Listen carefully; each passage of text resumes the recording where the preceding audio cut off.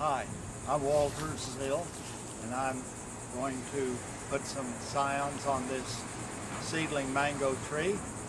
And one of the first things that's important when putting a scion on the tree, at least to my opinion, is to remember what variety I put on there. So ahead of time, this time I made a label, and I've already dated it with today's date, because the timing of what the person does on grafting is one of the important things to do.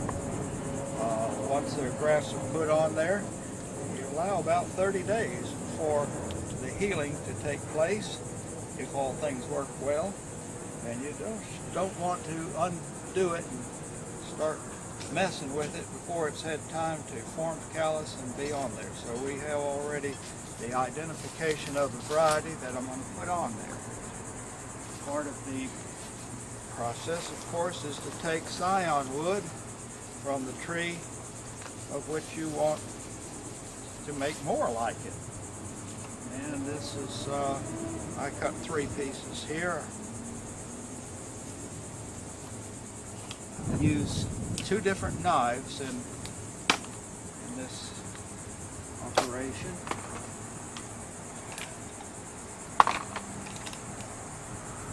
This is a little paring knife, which is sharpened down on each side. It's got more of a rounded shaped blade that I use for removing the bark to expose the cambium. And part of the thing that I pay attention to is the direction that the sun hits it. I do not want the hot afternoon sun to cook it when it is in the afternoon. So I'm going to do this on the east side. I hope this bark pulls loose from the wood real easy. That's something you don't know until you really try. Well, there's trying to remove the bark. In the middle is where the wood would be, but it's still wet. There's an outer layer of bark, and then the area where the cambium fluid is. And I'll remove, I did that with this paring knife. With the grafting knife, oh, before I do that, next thing, I want to have my grafting tape fixed up before I do anything more.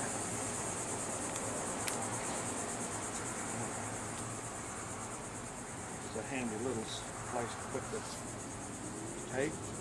Now I want to do the least amount of damage possible in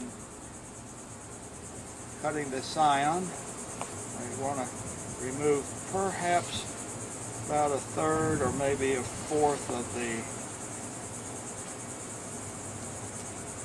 diameter of this scion, so it exposes where the cambium part of it is on either side of the wood. I didn't get this cut the way I like it. My angle wasn't as perfect as I like. I intended to do more than one try on this anyway. So we'll put this in here.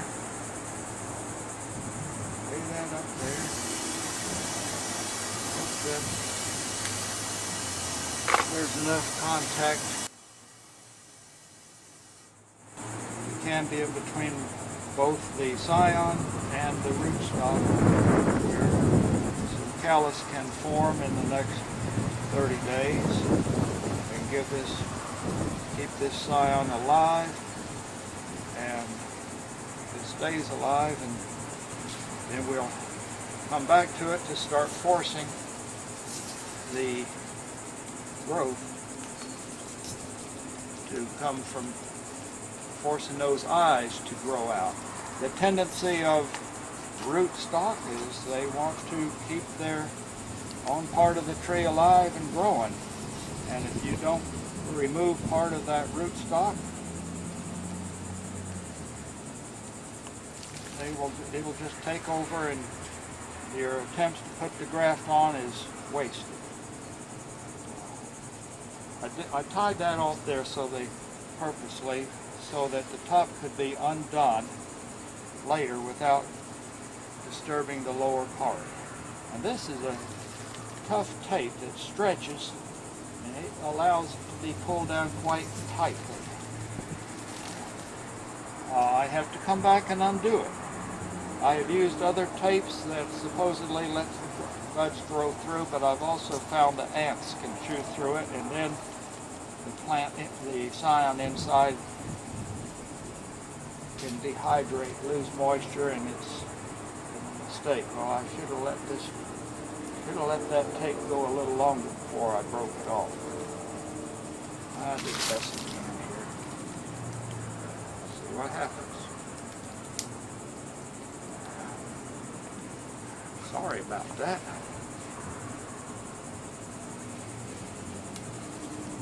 There. Just tuck that in. It's all covered up.